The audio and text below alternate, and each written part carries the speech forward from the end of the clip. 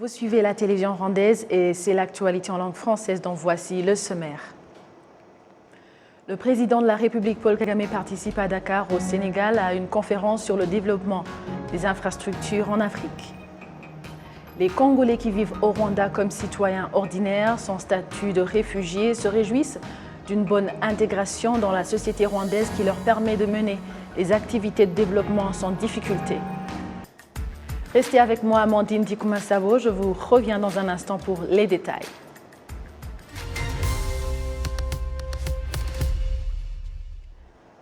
Madame, Monsieur, bonjour et merci de suivre la télévision rwandaise. C'est la grande édition. Le président de la République, Paul Kagame, participe à Dakar, au Sénégal, à une conférence sur le développement des infrastructures en Afrique. Au cours de son intervention, le chef de l'État rwandais a indiqué que disposer d'une infrastructure de pointe est l'un des moyens de réduire le coût des affaires et des investissements sur le continent africain. Les précisions avec Patrick Nilidandi.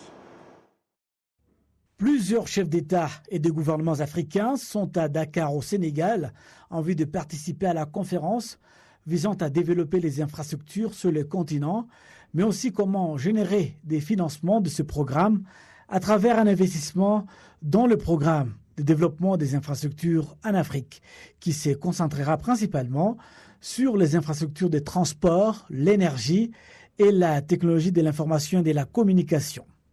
Le président de la République, Paul Kagame, qui dirige également le comité des chefs d'État africains du NEPAD, le nouveau partenariat pour le développement de l'Afrique, a déclaré aux participants à la réunion que le continent africain continue d'être en retard par rapport aux autres continents en développement.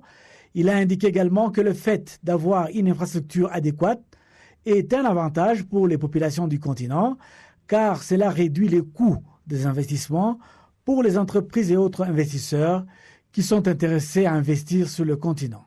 Good progress has been made, no doubt about that. But Africa, Il y a eu de progrès significatifs et personne n'en doute. Mais les déficits d'infrastructures en Afrique demeurent. Pour combler cet écart, il faut être autonome. C'est pourquoi, en 2017, l'ODA-NEPAD a mis 5% des financements pour des projets d'infrastructures sur notre continent. Cette réunion examine donc le chemin parcouru dans la mise en œuvre de ces plans. Il est important de travailler avec le secteur privé pour rendre ces projets possibles et atteindre les institutions financières. Disposer d'une infrastructure transparente et durable réduira le coût des affaires et des investissements pour ceux qui souhaitent investir sur le continent et stimulera le commerce dans la région et nous rendra plus résilients face aux défis du futur. 69 grands projets devraient être mis en œuvre jusqu'en 2030 d'une valeur de 160,8 milliards de dollars, où chaque année, au moins 16 milliards de dollars devraient être investis dans ce projet. Chaque partie de l'Afrique se verra allouer de projets communs, où l'Afrique de l'Ouest se verra allouer 40,5 milliards de dollars, l'Afrique de l'Est 37,9 milliards, l'Afrique australe 13,8 milliards et l'Afrique centrale 8,6 milliards de dollars. Infrastructure is a means to create prosperity and opportunity for our people. Cette conférence devra également examiner 17 projets qui regroupent plusieurs pays sur le continent qui devraient coûter 43,6 milliards de dollars. Le président sénégalais Macky Sall, qui dirige actuellement l'Union africaine, affirme que l'accélération du développement des infrastructures en Afrique est bénéfique pour les 600 millions de personnes qui vivent encore sans électricité. Notre déficit d'infrastructures ou notre déficit en infrastructures physiques et numériques reste encore très élevé. Ainsi, malgré la disponibilité d'abondantes sources d'énergie qui aident à éclairer le monde, plus de 600 millions d'Africains n'ont pas encore accès à l'électricité. Un paradoxe. Et dans nombre de nos pays, le transport routier et ferroviaire reste encore problématique. Il en est de même pour le transport aérien, où pour voyager, très souvent, d'un pays africain à un autre, on est parfois obligé de sortir du continent pour y revenir. Pour les infrastructures numériques, malgré les progrès accomplis, le taux de connexion sur le continent reste encore faible, 36%, contre une moyenne mondiale de 62,5%. On pourrait multiplier les exemples. Selon l'allocation des fonds, les infrastructures basées sur les transports recevront 67% de tous les fonds, dont 25 projets. Les projets liés à l'énergie recevront 24%, la technologie recevra 6% de tous les fonds et les projets liés à l'eau recevront 3%. Les Congolais qui vivent au Rwanda comme citoyens ordinaires, sans statut de réfugiés, se réjouissent d'une bonne intégration dans la société rwandaise qui leur permet de mener des activités de développement sans difficulté. Jean Damascène, Maneshim. Madame Patience vit au Rwanda depuis 1997. Installée d'abord à Kigali, puis à Butare au sud du Rwanda, elle vit actuellement à Gisenyi au nord-ouest du pays où elle travaille comme directrice d'une école, sans aucune difficulté. Comprenez que j'ai 26 ans au Rwanda, j'ai pas de problème. J'ai pas de problème, ma vie est ici, j'ai mes comptes à banque, mon mari travaille, il n'y a pas de souci. Mes enfants, ma fille est médecin, je vous dis, il travaille à Butongo. Et il a terminé ses études, il a étudié à Butare et il travaille. Et mes enfants, mes autres ont étudié à Butare, ils travaillent tous. Ils travaillent au Rwanda, il n'y a pas de souci pour trouver le boulot, il n'y a pas de problème. Il n'y a pas de complications. Pour moi, je trouve qu'il n'y a pas de problème. Sinon, que je suis toujours ici, je traverse rarement, je trouve qu'il n'y a pas de problème. Je vous dis que j'ai des enseignants qui viennent chaque matin. Et ils rentrent, là ils sont déjà rentrés, à 14h30 ils rentrent chez eux, parce que la frontière ferme à 15h. Vous comprenez qu'il n'y a pas de problème. Ce témoignage est partagé par Pita Bokanga qui vient d'ouvrir aussi une école maternelle primaire en pleine capitale rwandaise, Kigali.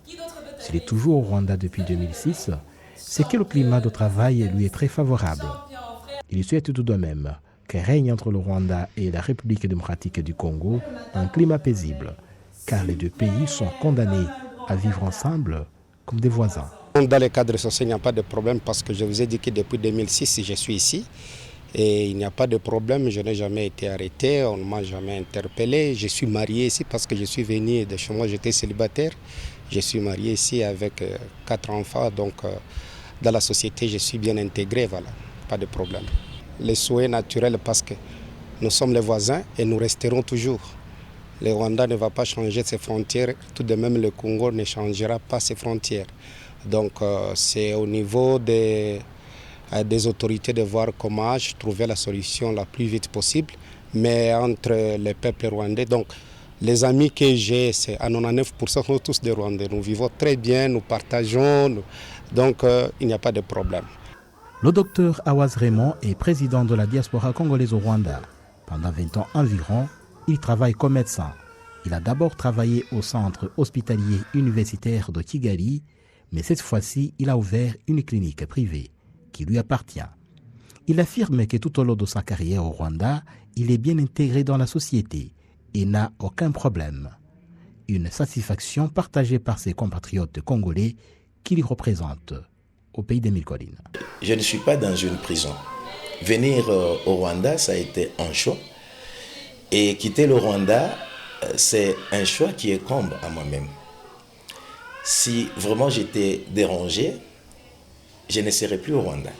Là, vous comprenez, je voulais dire indirectement que je n'ai pas de soucis par rapport à l'intégration dans cette communauté qui m'a accueilli et qui continue à me traiter comme un frère et surtout comme un médecin. Et voilà la raison pour laquelle, quand on voit là dehors, s'il y a une trentaine d'enfants, vous allez trouver qu'ils sont tous rwandais. Ce n'est pas qu'il n'y a pas d'autres médecins rwandais ailleurs, mais ils sont venus chez moi parce qu'ils savent que c'est de la science. Donc je n'ai aucune inquiétude dans l'exercice de ma profession depuis que je suis dans ce pays. Raison pour laquelle d'ailleurs j'y demeure toujours. Quand il y a de problèmes, nous sommes tenus au courant et s'il faut intervenir, nous intervenons. De manière globale, de manière générale, je n'ai vraiment pas reçu une certaine plainte dans le sens qu'il y aurait un compatriote qui aurait des problèmes pour question de discrimination ou question d'injustice. En tout cas, je n'ai aucune plainte jusqu'à ce moment dans ce sens d'injustice, dans le sens de discrimination. Il n'y en a pas. Gentil Emery, lui, travaille comme coiffeur dans un salon de coiffure. Il a été obligé de rester au Rwanda suite au climat paisible qu'il y a trouvé. Nilikuya hapa hapana kutumika. Nilikuya hapa ku vacances. Je ne suis pas venu au Rwanda pour travailler. C'était pour les vacances, me disant que j'allais passer une semaine, qui est devenue un mois, et puis une année. Et voilà que c'est 17 ou 18 ans maintenant. Nous sommes en paix au Rwanda, vraiment. Tu te lèves le matin, tu rentres le soir, tu te lèves encore, ainsi de suite. On est bien, pas de soucis au Rwanda. On a rentré le soir, on a la mukatena, un jour, tout bien. Hakuna shida mu Rwanda vraiment. La diaspora congolaise au Rwanda souhaite que les relations entre le Rwanda et la République démocratique du Congo se normalisent pour le bien des deux peuples.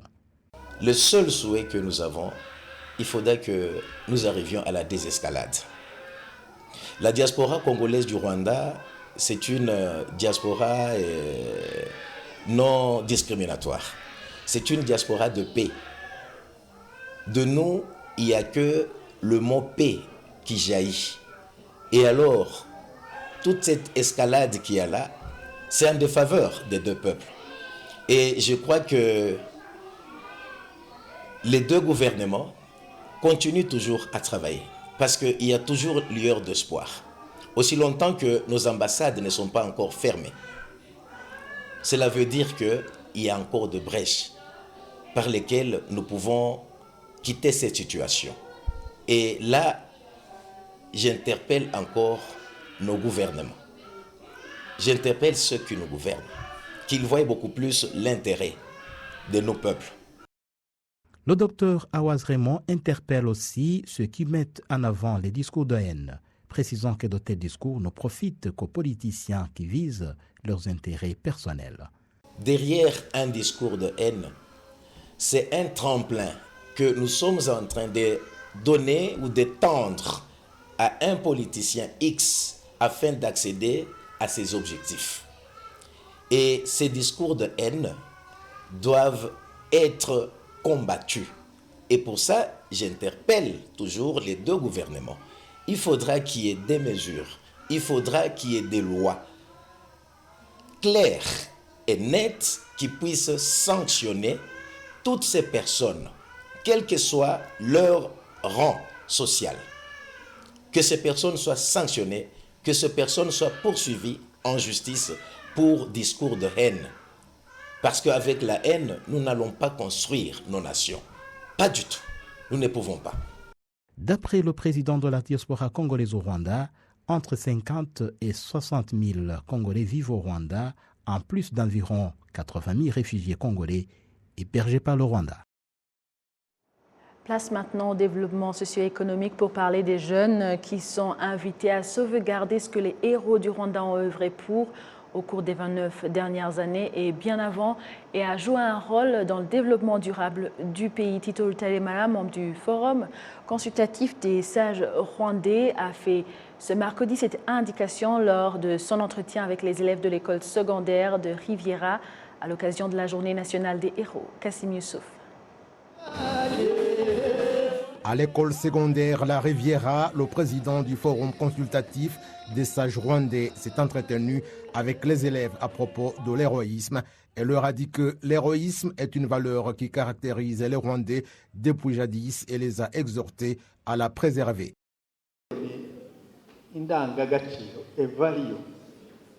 La valeur des Rwandais qu'on inculquait aux enfants depuis leur tendre enfance, celle de l'héroïsme, exige tout d'abord l'altruisme. Par exemple, lorsqu'on étudie les mathématiques, qu'on sache qu'on va les utiliser pour le bien de sa famille et de son pays. Et c'est pourquoi l'héroïsme était toujours en parallèle avec une autre valeur qui est le patriotisme. Certains élèves de la Riviera indiquent avoir beaucoup appris de cet entretien.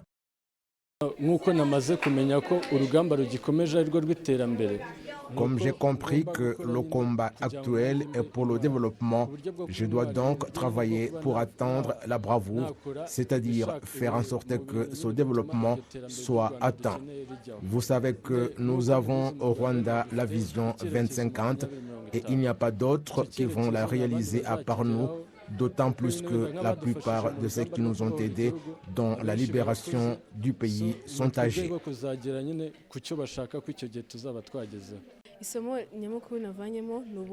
La leçon que j'ai apprise est l'unité et le zèle dans tout ce que nous réalisons. Il nous a donné l'exemple des Inkotanyi qui ont œuvré main dans la main pour atteindre l'objectif qu'ils s'étaient fixé, c'est-à-dire la libération de notre pays. Donc, la leçon que j'ai apprise, c'est la collaboration, l'unité et la ferveur dans tout ce que nous réalisons. J'ai appris que l'amour du pays est très important. Chacun de nous sommes donc des Rwandais. Et donc, nous sommes la nouvelle génération et nous devons apprendre à faire de même, à aimer ce pays, à être prêts à pouvoir se battre, à travailler ensemble, à s'aimer. Et donc, c'est à peu près tout. Je suis très contente d'être appelée une Rwandaise. Je dirais avoir confiance en soi, parce que ça vient tout d'abord de la confiance en soi et de pouvoir faire confiance à son prochain, c'est-à-dire chacun entre Rwandais. Se faire confiance entre soi et être prêt à sacrifier, être prêt à passer, donc à mettre l'amour du pays avant l'amour propre ou même juste le fait d'être courageux et le courage de se battre pour le pays. Le directeur de l'école secondaire La Riviera, Onyango Boniface, admet que de tels entretiens aident les élèves à comprendre ce que le pays attend d'eux. Une journée comme celle-ci est pour nous importante dans l'industrie de l'éducation, car ces élèves sont l'avenir du pays et ils doivent comprendre leur pays. Il est essentiel qu'ils comprennent d'où le Rwanda est venu, où il va et sa situation actuelle. L'organisation PLP, proclamateur de la paix et l'amour, qui a organisé cet entretien, indique que son objectif est d'aider les jeunes à comprendre l'histoire du Rwanda. Nous avons diverses activités qui aident les jeunes à œuvrer pour la paix et le développement. C'est pour cette raison que nous avons estimé qu'à l'occasion de la journée de l'héroïsme, les jeunes devraient comprendre que l'héroïsme n'est pas seulement un combat à l'aide d'armes à feu, mais c'est aussi le fait de réaliser quelque chose qui servira d'héritage à la postérité.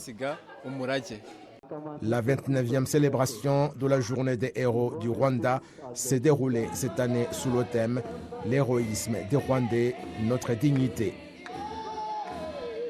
Alors que les Rwandais se souvenaient de leurs héros, mercredi, les habitants de la ville de Kigali ont indiqué à RBA que la meilleure manière de faire honneur à ces jeunes dignes filles et fils de ce pays est de préserver leur héritage héroïque en faisant en sorte de générer des solutions propres aux différents défis du pays, sans toujours dépendre du budget national. Patrick Nidinti nous fait le point.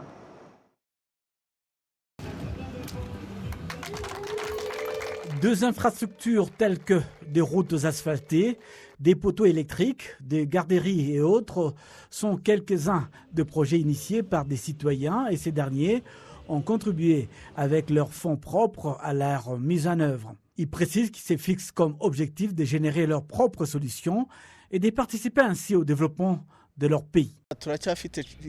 Nous avons encore des problèmes non encore résolus.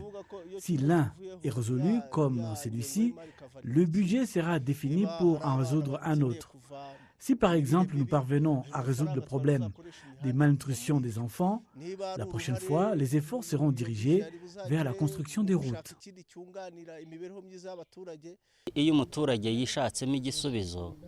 Quand un citoyen participe à la recherche des solutions, et c'est ce que le président de la République nous enseigne tous les jours, trouver nos propres solutions au lieu de dépendre des autres. Dans le village de Karama, secteur Niboye, c'est en district de Kichukiro, les habitants ont construit une route de 2 km et des poteaux électriques d'une valeur de 128 millions de francs rwandais. En secteur Gatenga, village Sabanga, les citoyens ont construit une route de 3 km d'une valeur de 120 millions. Les autorités locales révèlent que de telles initiatives économisent le budget national car il est toujours nécessaire dans de nombreux projets. Ces différentes infrastructures ajoutent de la valeur à leur propriété, là où ils se trouvent et où ils vivent. Tout cela démontre à quel point le sacrifice consenti est à l'avantage des citoyens. Générer des solutions locales est également le programme du pays où les citoyens sont invités à contribuer jusqu'à 50% du budget nécessaire à la construction des différentes infrastructures, le gouvernement fournissant de son côté les 50% restants. Les responsables du district de Kichukiro affirment que de tels programmes sont la singularité de l'unité rwandaise dans la collaboration. Nos héros que nous honorons et célébrons se sont battus pour un pays avec un bon leadership. Et sans un bon leadership, les citoyens ne peuvent pas mettre en œuvre de tels projets. Nos héros ont lutté pour la paix. Sans la paix, les citoyens n'auraient pas fait cela. Nos héros ont lutté pour le développement et nous y parvenons. Les citoyens qui ont initié et mis en place ces différentes infrastructures ont choisi de les inaugurer le jour de la fête nationale consacrée aux héros nationaux, le 1er février. Le gouvernement du Rwanda indique qu'il va tout mettre en œuvre pour que les prix des produits dérivés du pétrole diminuent davantage et se conforment au prix du marché. Les nouveaux tarifs entrent en vigueur ce jeudi. Le point avec Assim Youssouf. Les conducteurs de véhicules et les motards sont heureux que depuis ce jeudi, le tarif du mazout à la pompe a diminué de 25 francs rwandais par litre et de 36 francs rwandais par litre d'essence. Maintenant que le prix de l'essence a baissé, cela va nous aider à réaliser du profit, à avoir de l'argent pour payer la voiture et de l'argent pour la consommation domestique. Ainsi, tout va bien.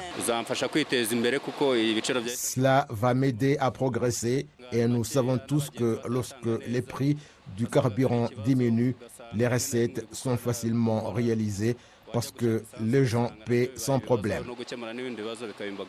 Le ministère des Infrastructures indique que depuis mai 2021 jusqu'à présent, le gouvernement s'est privé d'environ 90 milliards de francs rwandais pour subventionner les frais de transport pour chaque passager afin de lui faciliter la tâche. Le secrétaire d'État, l'ingénieur Ouassé Patricia, indique que cette diminution de prix va contribuer à l'amélioration de la qualité de service de transport.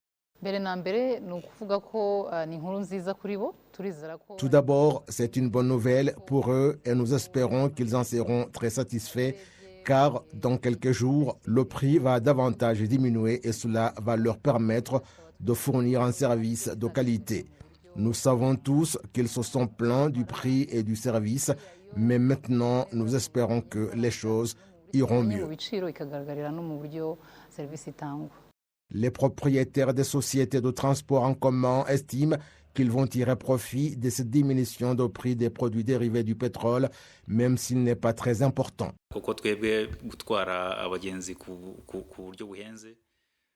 Il y a toujours un défi positif ou négatif, surtout pour nous qui déplaçons les citoyens se rendant au travail ou dans leurs affaires quotidiennes. Cette réduction va aider à la gestion de la trésorerie. Par exemple, si je devais payer 12 millions par jour pour le diesel, il y a probablement quelque chose qui va changer. Le ministre du Commerce et de l'Industrie, le professeur Ngabitsinze Jean Chrysostome, indique qu'ils auront des discussions avec la Fédération rwandaise du secteur privé pour voir comment cette réduction puisse avoir un impact sur l'octroi de services.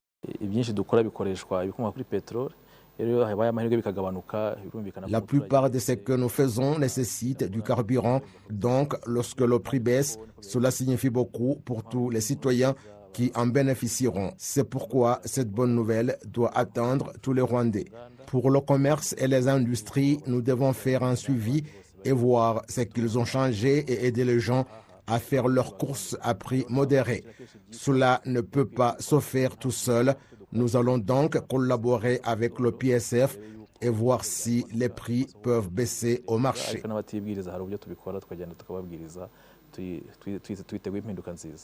Selon l'Office de régulation des services d'utilité publique, RURA, le prix d'un litre d'essence à la pompe est fixé à 1 544 francs rwandais par rapport à 1 580 francs et le prix du mazout à 1 562 francs rwandais par rapport à 1 587 francs.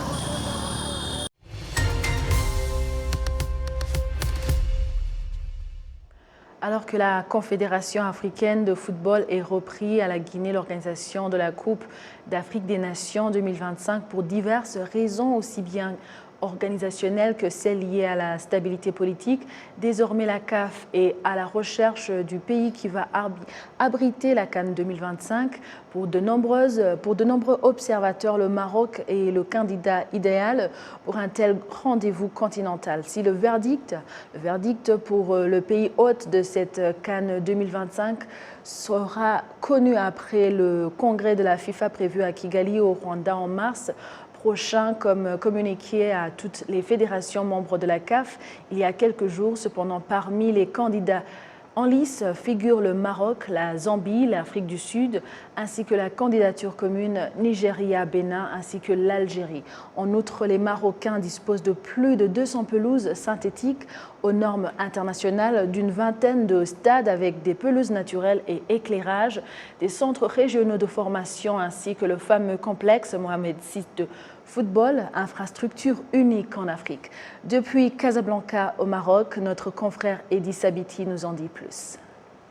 C'est vrai qu'ici, dans ce complexe, on prend soin et surtout on prépare les athlètes pour aller loin. Comme le dit l'autre, qui veut aller loin ménage sans monture. Alors c'est ici que la monture du sportif, de la sportive marocaine est préparée. Mais surtout, ce complexe a également le mérite d'accueillir d'autres équipes nationales et même de clubs qui viennent en stage ici pour avoir et être dans les meilleures conditions possibles afin de pouvoir être compétitifs. Nous avons des clubs européens, des grands clubs européens qui viennent se préparer ici. On peut citer quelques-uns comme ça, l'Atlético Madrid, l'Olympique Lyonnais et d'autres clubs, même espagnols, français qui viennent faire leur stage ici. Mais également ici dans ce complexe, d'autres équipes africaines aussi ont la chance de venir faire leur stage ici. Vous comprendrez que c'est dans les meilleures conditions qu'on veut mettre l'acteur principal ou l'actrice principale qui est donc l'athlète ici dans ce complexe. Vous comprendrez que c'est un symbole très important et surtout un rêve de tout un chacun d'avoir une infrastructure pareille ou des infrastructures pareilles afin de mettre l'athlète dans les meilleures conditions possibles. Vous comprendrez pourquoi le Maroc est un candidat naturel presque pour ce qui est de l'accueil, l'organisation des grands événements sportifs.